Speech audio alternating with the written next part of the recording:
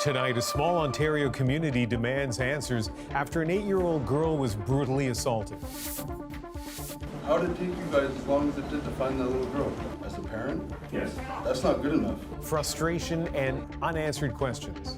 Exactly what happened. Police initially suspected an animal attack, then arrested a teenager, leaving residents shaken. Airlifted to safety.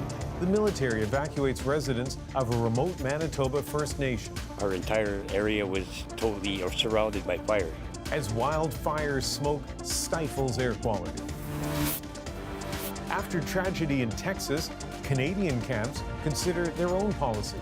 It makes us look at where our policies are. The plans for dangerous weather here. From CBC News, this is The National with Ian Hennemanzing. There's growing frustration tonight in the eastern Ontario community of Quadeville. The tight-knit village is grappling with a brutal attack on an 8-year-old girl. Police hosted a town hall this weekend meant to shed light on the assault and the teen who was later arrested. But some say they left with more questions than answers about what happened and why the early investigation played out the way it did. Nicole Williams has been following this story from the start and shows us the emotional gathering.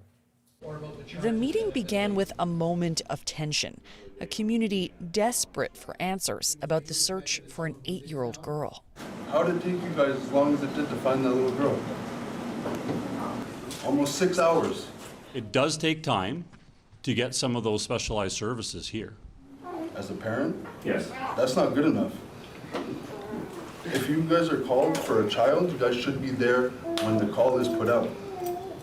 In order to assemble the resources that we need to do an effective search and start the search, it does take time to bring everybody in to do that.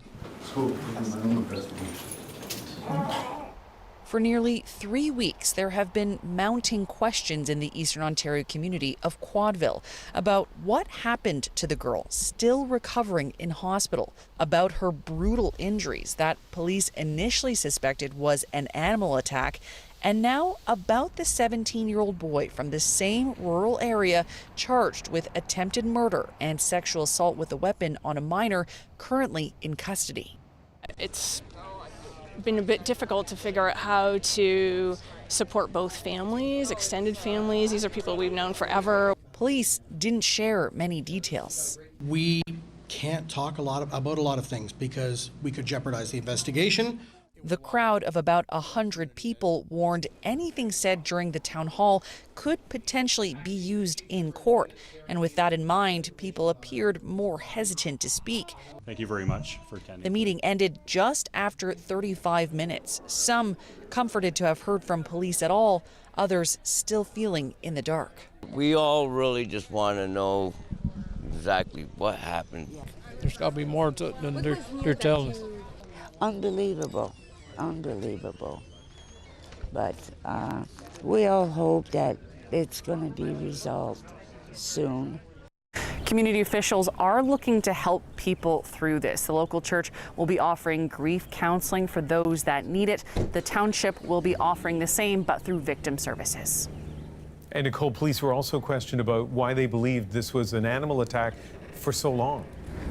That's right. Keep in mind, people were warned to keep their young children inside for fear of a dangerous animal. They say that's what looked like caused the little girl's injuries, though police won't describe those injuries for us. But they say it took weeks for the results of forensic testing to confirm there were no traces of animal DNA on the little girl at all. And those results came after the teen was arrested. But police say they shared those results the day they got them back with the public, and until they were able to rule it out completely, the responsible thing was to warn people to be safe. Nicole Williams in Quadeville tonight. In large parts of Manitoba, wildfire smoke is causing air quality to plummet to levels considered dangerous to health. Environment Canada warning that the daytime severity ranged from high risk to very high risk, the most extreme level of caution that it issues. Parts of Ontario and Saskatchewan are also under alert. Some relief is expected Monday, but not very much. Sarah Reid shows us the immediate danger of those fires and the people who have managed to escape. In this remote northern Manitoba community, accessible only by air, a Hercules military aircraft prepares to make another trip to Winnipeg. Inside, pets, personal belongings, and dozens of evacuees from Garden Hill First Nation, prepared to say goodbye to their home, not knowing when they'll return. Last time I heard, when we left, our entire area was totally or surrounded by fire. And the ashes were getting pretty bad, and the smoke was thick. You could barely see across the road. That's how thick it was. Tim Maytuck was on one of those flights, one of nearly 3,000 people flown to Winnipeg over the weekend. The plane now making its final trips to airlift remaining community members, leaving only 1,200 essential workers to fight the fires. They're not leaving nobody behind today, and then it'll be totally empty over there. On Saturday morning, thick smoke grounded planes, temporarily pausing evacuation efforts near Garden Hill. But in Winnipeg, smoke and an alarming air quality index of 10+ did nothing to interrupt the city's folk festival, where hundreds gathered outside despite warnings from Environment and Climate Change Canada. If we start getting headaches and just not feeling well, then we'll probably pack it in early, and I guess we'll just reassess tomorrow. Some experts say they're worried about normalizing poor air quality, and they're encouraging people to think about how dangerous it is to be outside. You're inhaling a pollutant, you're inhaling chemicals, you're inhaling toxicants. These things are poisonous to your lungs, and they are causing damage. Air quality in the province is expected to vary over the coming days as crews continue working to contain the source of all the smoke. Sarah Reed, CBC News, Edmonton. A sudden and severe thunderstorm in Montreal and surrounding areas caused major power outages, flooding, and flight cancellations. The driver of this car was inside at the time of the flash flooding and had to be rescued by police. Just one of the many busy roads affected by the rain. Between 60 and 70 millimeters fell in a short period. At its peak, knocking out power to more than 100,000 homes and causing several cancellations and delays at Montreal's airport. Leaders in the European Union say they want to negotiate with the United States, not just retaliate, after Donald Trump said he would put a 30% tariff on most imports from the EU and Mexico starting August 1st. Chris Glover now on the potential impact. He knows that this is much bigger than him. This is about the American people. Marking 1 year since an assassination attempt, the White House releasing a new video trying to portray the U.S. president as stronger than ever. Donald Trump seems to always get stronger when challenged. Right now, he's being challenged all over the world, including by his largest trading partner. This is now the time for negotiations, but this also shows we are prepared for all eventual scenarios. The European Union still plotting its response to Trump's new 30% tariff threat if no trade deal is struck by August 1st. It's the latest in a series of threats, including 35% aimed at Canada. But if it comes to everybody having to retaliate against the United States on August 1st, it's better to do so in a somewhat coordinated manner. And that type of coordination, I think, would certainly benefit Canada as well. Still, some economists warn 30% U.S. tariffs on European goods could mean a retraction for Europe's economy. Europe would again be pushed back close to recession, and that is clearly a scenario Europe should try to avoid. The U.S. buys around 560 million Canadian dollars a year from France's dairy industry. The country's dairy federation worries new U.S. tariffs would raise prices on French export staples like cheese, and Americans might stop buying. Some U.S. retailers are panicking too. I think we have reached the limit. At this point, there's no way that we can, keep eating those costs, because otherwise we're going to go out of business. Because they've been taking advantage of us for 30, 40 years. But in a sit-down with his daughter-in-law, the U.S. president says he is full steam ahead. And in some cases, we'll make deals. We'll make a direct deal as opposed to a letter. And we've already made some of them with various countries. And Chris, what happens between now and August 1st? Well, for European leaders, they say they'll continue to finalize those countermeasures while also remaining willing to negotiate on a deal with the states now that Trump's bargaining chip in the form of those threatened tariffs is on the table. And Canada, meantime, has said about the same and is also focused on strengthening relationships with other trading partners. All of it, Ian, is up for discussion when Mark Carney and his cabinet meet on Tuesday to strategize about Canada's response. Chris Glover reporting from Washington tonight. And in Texas, the search for more than 150 missing people has been suspended as emergency crews brace for more flash flooding.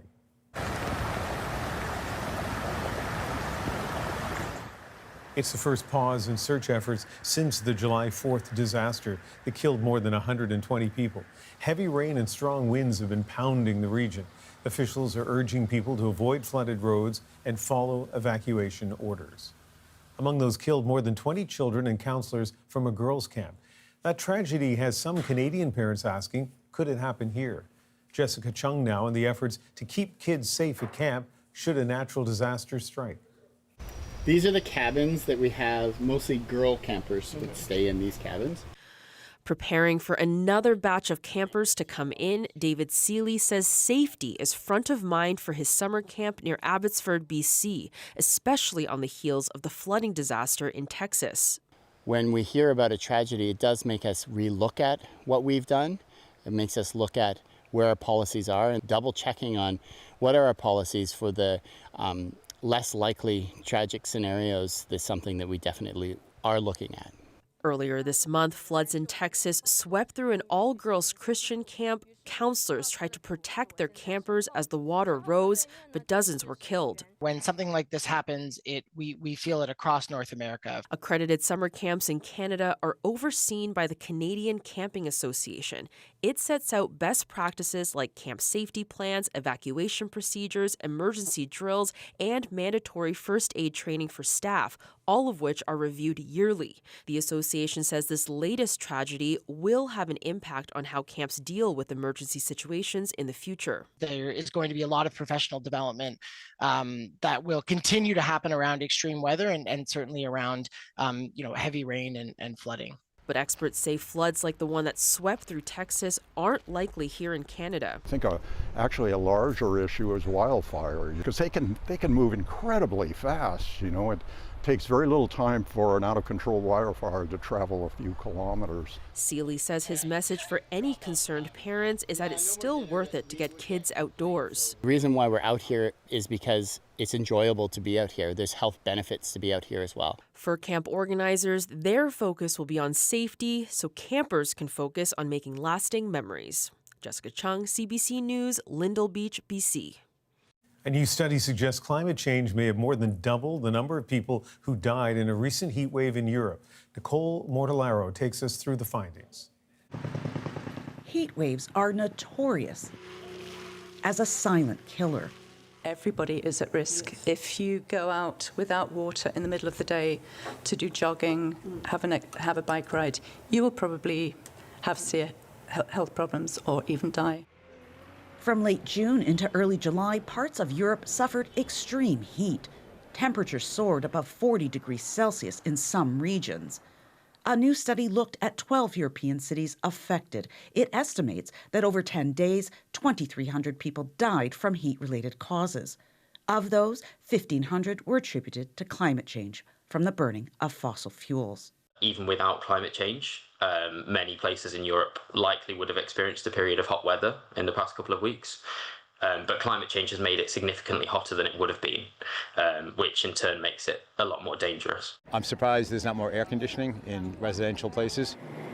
The International Energy Agency estimates only 10 to 20% of European homes are air conditioned. And that means some of the most vulnerable, the elderly, are at higher risk of complication. Older people are more likely to be living with chronic health conditions or taking medications as well. That actually can also impair our body's mechanisms to actually regulate heat. Canada isn't free from such deadly heat waves. The Climate Atlas of Canada estimates that by 2050, many Canadian cities will see at least 4 times as many days per year hit 30 degrees Celsius or hotter. Without relief measures like more air conditioning, heat-related deaths will rise. estimates range from hundreds of additional deaths to thousands of additional deaths. With weeks of summer still to come, Europe and Canada can both anticipate more extreme heat. Nicole Mortellero, CBC News, Toronto. In the UK, police are investigating the fiery crash of a small plane that left witnesses shocked. So I kind of looked up and then just saw this huge fireball. By the time he looked, it was just black smoke, thick. The Beechcraft King Air 200 can carry 8 passengers and crew, but it's not known how many were on board. The 12-meter-long plane was taking off for Norway from the Southend Airport. That's about 60 kilometers from central London. It fell to the ground at the airport's perimeter next to a golf course. Scenes of devastation in Gaza tonight, where Palestinian health officials say at least 10 people have been killed in an airstrike while they were trying to get water. Sasha Petrusik now with how the deadly incident unfolded and how Israel is responding. As Palestinians waited to fill water bottles, the Israeli missile struck, killing at least 6 children, according to Gaza health officials. Israel says the missile malfunctioned, falling dozens of meters from its target. It's alarming, says the doctor who treated many. Not enough supplies, while mass casualty cases are rising. The Red Cross says it's seen a dramatic increase in the past 6 weeks. Many of the victims have been injured waiting for aid. Nearly 800 have died, says the UN, near distribution sites run by a U.S.-Israeli organization, the only one allowed to operate. The organization says no one's been killed at its sites. Palestinians say they feel targeted and chased across Gaza. This group forced to flee their tents when tanks positioned themselves nearby. What's going to happen to us, she says. We're thrown on the streets like dogs. Then they shoot at us. Anger also in the occupied West Bank, as 2 young men are buried. One was shot confronting Israeli settlers on Palestinian land. Another was beaten to death. He was Palestinian American. We demand justice. We demand justice against these settler terrorists. There's no question about that. They're on illegal land. It's not theirs. We demand the U.S. government to do something about it. Israel says it's investigating. Since war started in Gaza, the UN says more than 900 Palestinians have been killed in the West Bank, either by soldiers or by settlers who've overrun Palestinian villages and fields. Few are ever prosecuted. As violence and casualties mount, the diplomatic effort for a ceasefire slogs along. Talks are continuing in Qatar with no immediate deal, though an envoy sent by the White House says he's optimistic he can get Israel and Hamas to agree. Sasha Petrusik, CBC News, Jerusalem. Liverpool players and fans paid tribute to the late forward Diogo Jota today ahead of a preseason match.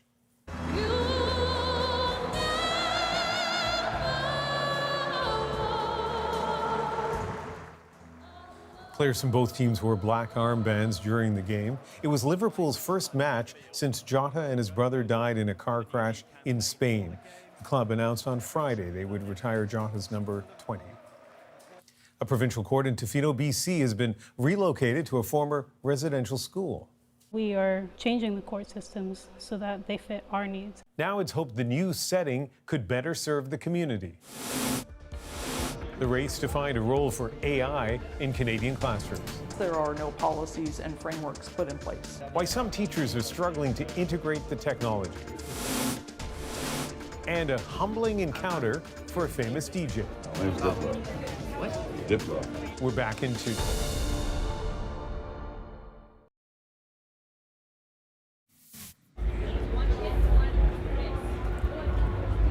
It's another year in the books for the self-proclaimed greatest outdoor show on earth. This was the final day of the 2025 Calgary Stampede. The 10-day celebration features one of the world's largest rodeos, a midway, and concerts. More than 1.3 million visitors passed through the gates this year. The provincial court in Tofino, BC has been relocated to the site of a former residential school. The move, spearheaded by a First Nation, meant to improve the relationship between Indigenous peoples and the criminal justice system. As Yasmine Renea explains, the community is already seeing positive results. First session, the Honorable Judge Bull presiding, pronouncing him, title Your Honor. This is not a typical courtroom. Sessions start with a prayer. The judge sits at eye level with everyone else. And it all takes place in a building with a dark history. This was all open area, so we'd have a basketball hoop set up here. This used to be the gymnasium of the Christie Indian Residential School that Thomas George and many other children were forced to attend. Lots of bad things happened there, and it's hard to talk about that part of it, right? The school originally opened in 1900 on the nearby Mears Island. At least 23 children died there, according to the National Center for Truth and Reconciliation. Students then moved to Tofino in 1971 before the school closed in 1983. The gym eventually turned into a conference center as part of a tourism resort owned by the Taloquiet First Nation. This space has been used for a lot of more positive events that we've had, whether it's potluck or weddings and celebrations of life. The First Nation says despite its troubled past, the building has become comforting for community members. It's why they want justice to be served here. We are changing the court systems so that they fit our needs instead of us having to adapt and work with their systems. Members of the First Nation have formed a justice committee to support victims and alleged offenders, making the court process less intimidating. It's not just a judge and Crown and our defense speaking. You actually see people stand up and say that they want to share something. The committee also works to resolve minor offenses through traditional methods instead of going through the courts, hoping to reduce the overrepresentation of Indigenous people in the criminal justice system. As long as the community is welcoming us, I'll do everything I can to support consistent participation, because it's a learning process. We get better every day and every time we sit together and work together. Taloquiet says it has an agreement with the provincial government to hold court on its territory until 2028, but the nation hopes it can be there permanently. Yasmine Renea, CBC News, Tofino, British Columbia. Teachers in Canada say they've been left to navigate artificial intelligence on their own with varying degrees of success. Math teachers have been using AI to teach students how to turn, say, ChatGPT into a tutor. The positive potential and lingering concerns. Plus, Tom Green reflects on his decision to ditch Hollywood for the Ontario countryside. It's the first time I've ever lived somewhere where I actually know that I'm going to be here for the rest of my life. Our recent conversation at his Ottawa Valley home. The National breaks down the story shaping our world. Next.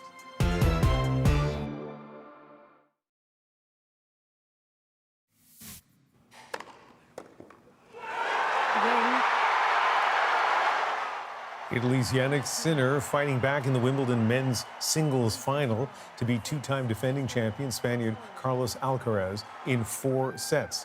The 23-year-old winner climbed into the stands to hug his team and loved ones. Sinner's first Wimbledon title is his 4th Grand Slam win.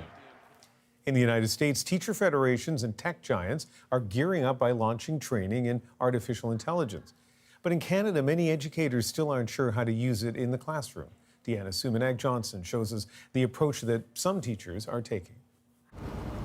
Microsoft and OpenAI say they're investing $23 million US into the National Academy of AI Instruction, a partnership with the second biggest teachers union in the US. Teachers are looking for ways so that we can use it as a GPS system, not as a driverless car. That we can navigate it, that we can harness it. In Canada, places like Alberta and Quebec have rolled out AI guidance for schools, but comprehensive, detailed instructions for teachers are still missing.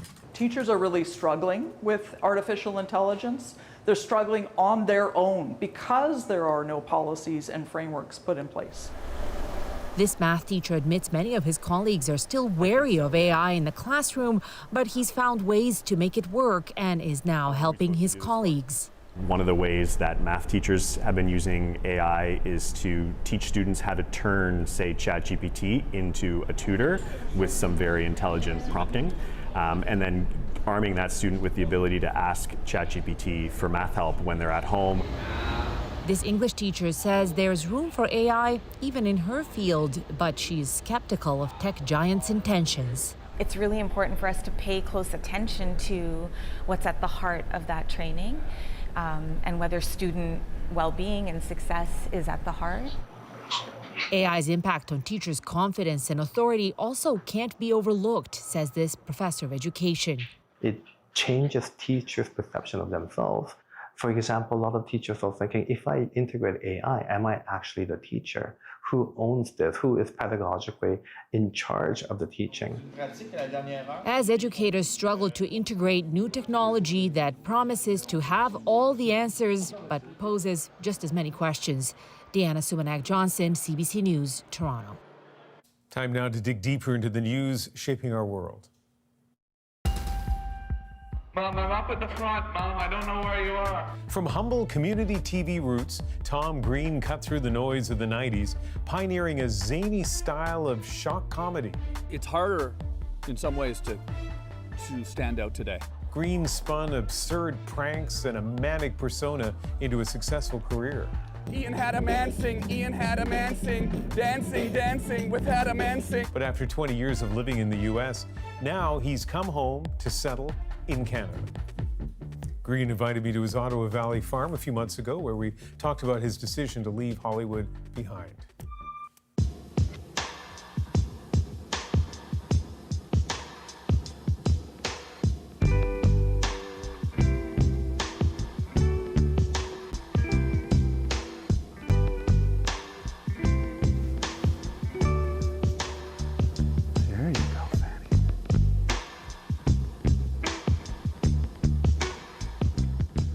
You know, I've been riding Fanny for about a year and a half now, and I go out every day, and we really just explore the wilderness here. It's definitely great to be home in Canada. I grew up not too far from here, and it just is very calming to be able to be out in the Ontario countryside. Well, you look very natural on the horse. I don't look so natural on the horse. You look. I'm not that natural. I mean, I just started doing this myself. I still sometimes think about this, and I go, I can't believe I'm riding along on my mule here with Ian Hannamansing. This is unbelievable. How did this happen? You know.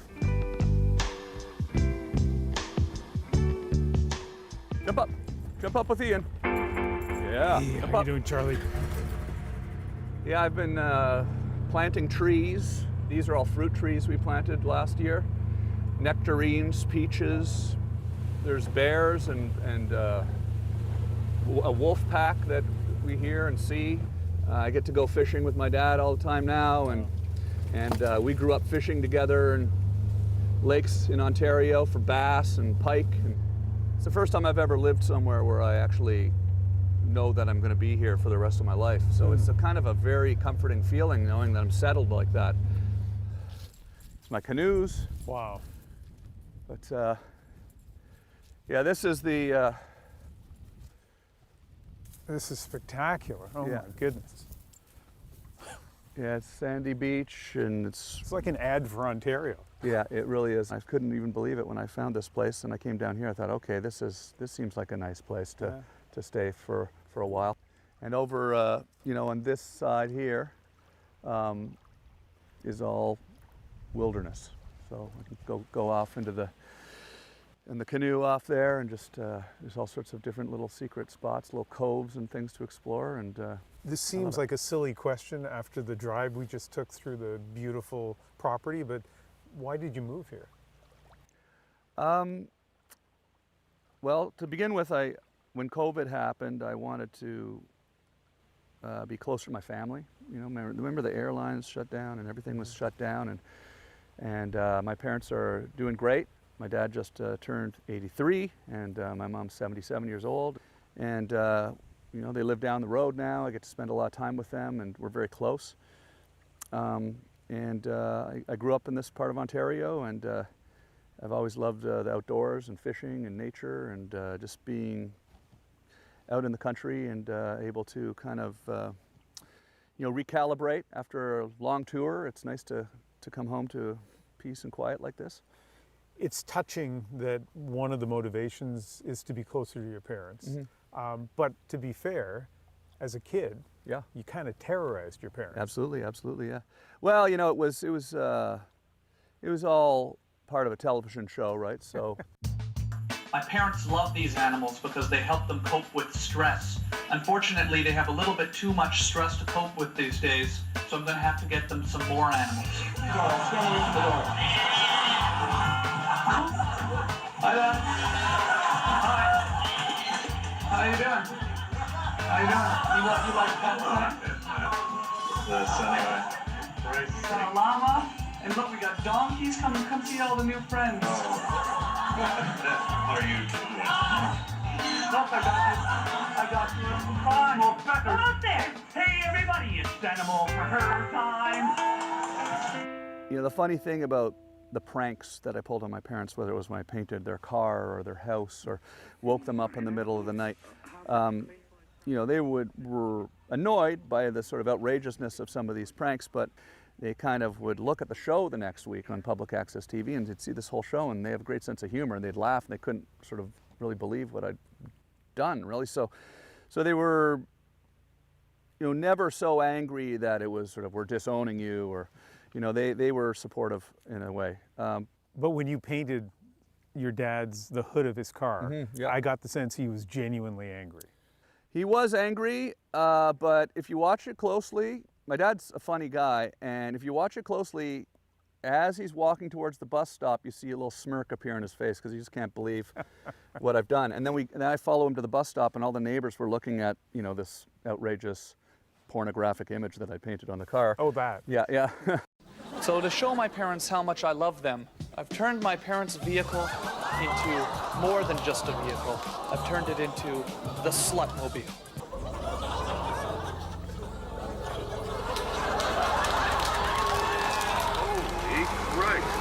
You're welcome. Why can't you take the car?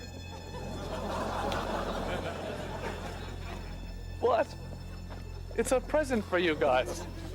To be nice. It better be washable or something. It's not. It's airbrushed. Right. Dad can't take the bus to work. I'm going to take the Slutmobile to the bus stop. Wow, there's a lot of people at the bus stop. I hope my dad's not embarrassed by his Slutmobile. Come on, I'll drive you to work. What? That thing better be washed off the there. I don't know how you got it on there. It's permanent. It's a present. Dad, don't worry if your neighbors see the Slutmobile. I was thinking the 20-something Tom Green was built for the Instagram, TikTok age. Like, you'd be killing it right now if you were in your 20s. I am killing it right now. Okay, but you didn't have those outlets at the beginning. No. So you needed community access cable in Ottawa. Yes, exactly. Well, I actually, because it's interesting. It's harder in some ways to stand out today. I mean, I'm sort of kidding. I'm killing it right now. It's harder to kill it right now, in a way. I mean, on one hand, it seems easier because everybody has a phone, everybody has a camera, everybody has a way of distributing video content worldwide. But on the flip side, everybody is doing it, right? Whereas in the early 90s, when I was doing my show on public access TV, not everybody was doing a public access TV show. So when it came time to actually move to a real network like MTV, it was really one of the first shows of its kind that was this sort of home-produced, social media type, user-generated show. Yeah. And so it was the only show of its kind. So it really stood out. So I think it would be hard today to stand out in today's world. On the other hand, it would be also really fun because there are so many tools available to people, and it's really democratized media for everyone, which is amazing.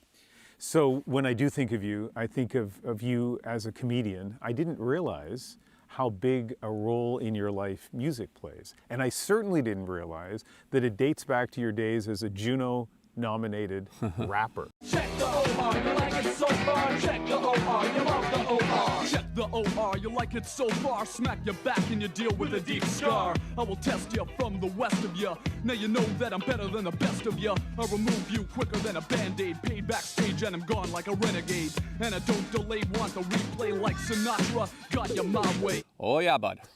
Rapper from Ottawa there, eh? You know, ground zero of the rap universe. Yes. Ottawa. White kid from Ottawa. Yeah, absolutely, absolutely. But it was like it wasn't a joke. It was a for real part of your life. It was for real. Yeah, we were really serious about it, and I started getting into.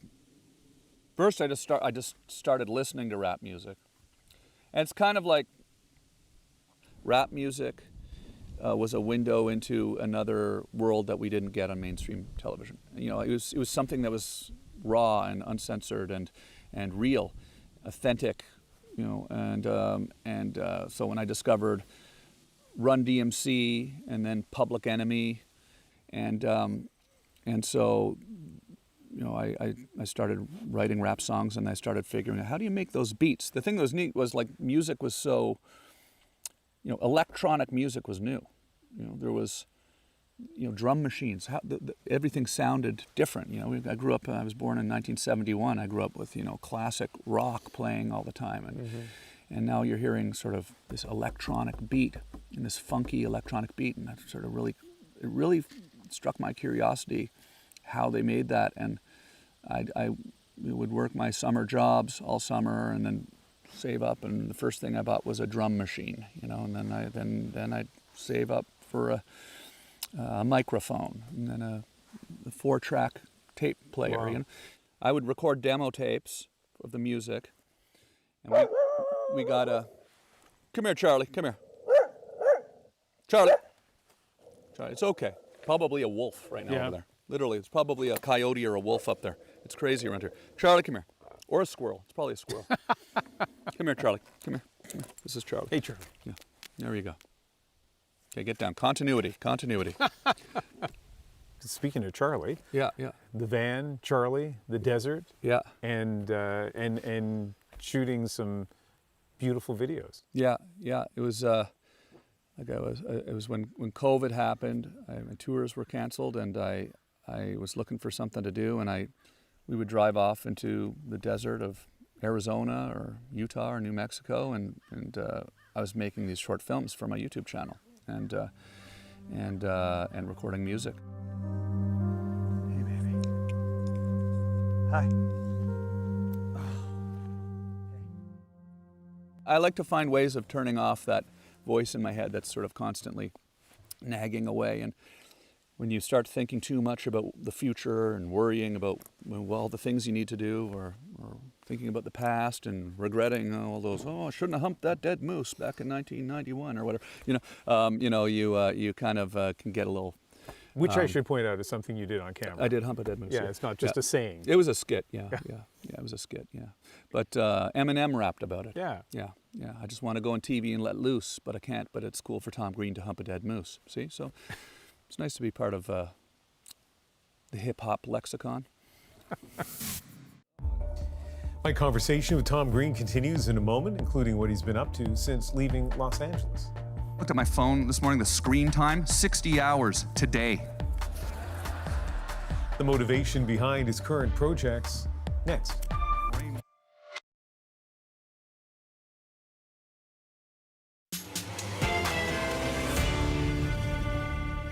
2 decades after leaving Canada for the bright lights of Hollywood, comedian Tom Green has come home. You don't need to be anywhere anymore because of the internet, because of social media. In the conclusion to my interview with Tom Green, we discuss the challenges of being a comedian in such divisive times. Bright lights fade out. Had a blast going up. Nearly died coming down. Good friends, good times don't last forever, except in our minds. Someday I will return, flipped everything upside down just to watch it burn. And you know me from back in the day, Ain't it funny how everything can change? And you know me from back in the day. Ain't it funny how everything can change and still remain the same? Bright lights. Do you miss that life? Do you miss LA? I mean, that song is as much about being happy to be returning home and close to family and leaving Los Angeles behind and coming back to where I'm from. You don't miss the special lattes at the coffee shop and the police helicopters and I don't actually miss living in Los Angeles. I didn't leave because I don't like Los Angeles. No, I did really enjoy living there for the 20 years I was there. I was, it was sort of the center of the show business universe, but that's sort of changed.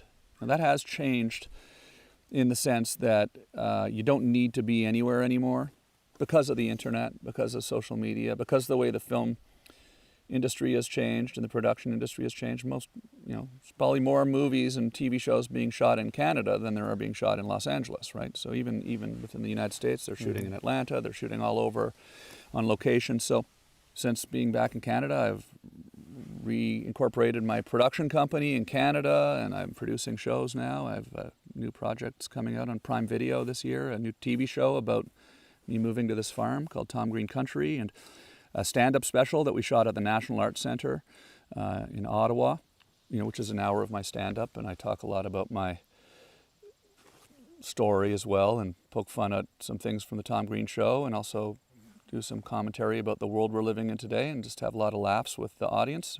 And because there are a lot of laughs in the world today. Yeah, it's the more bizarre and strange the world gets, the more it changes, the more there is to make fun of and laugh at, and I think it takes a lot, just social media in general and how it's affected all of our lives and how it's changed the way we behave in so many ways, from work to dating to family to everything.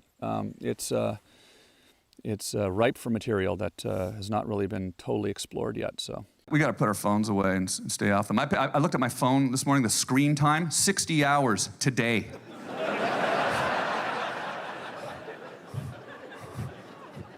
Brainwashing us.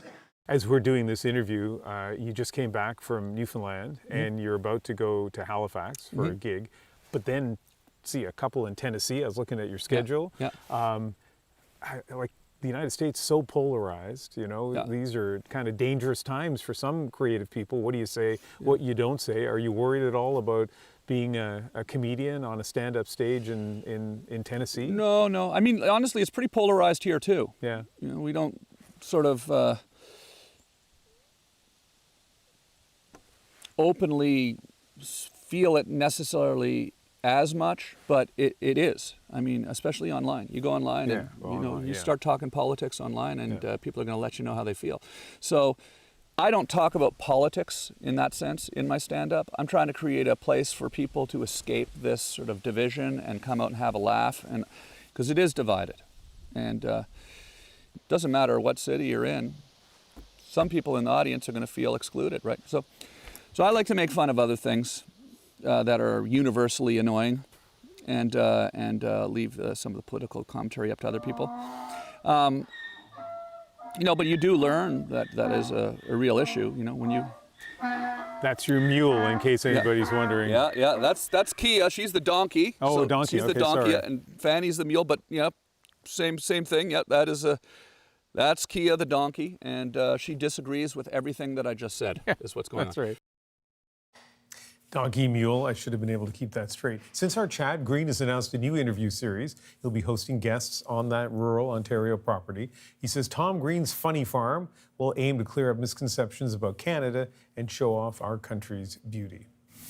Next, a Calgary teenager meets a famous DJ, but the teen's underwhelmed response gets all the attention. I was like, man, why do you have two people? One's holding a massive camera. Who the hell are you? The surprise encounter in our moment.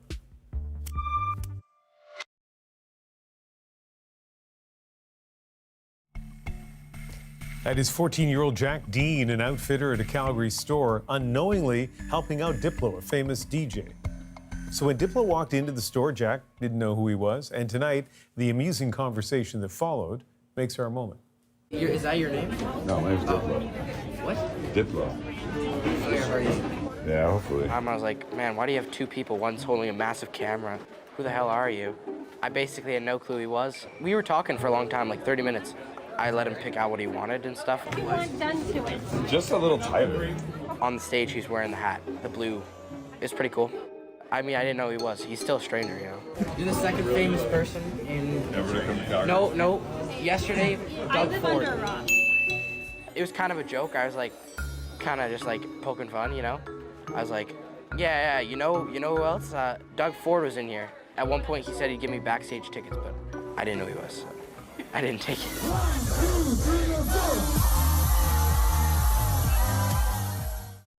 A reminder, fame has its limits. I mean, he can get into pretty well any dance club in the world, but, you know, a sassy 14-year-old boy kind of brings him down to the level the rest of us are at, I guess. I'm Ian Hannamansing in Vancouver. You can watch The National anywhere, anytime on the free CBC News app and The National's YouTube channel. And you can join me on CBC News Network weeknights at 7 Eastern. See you then.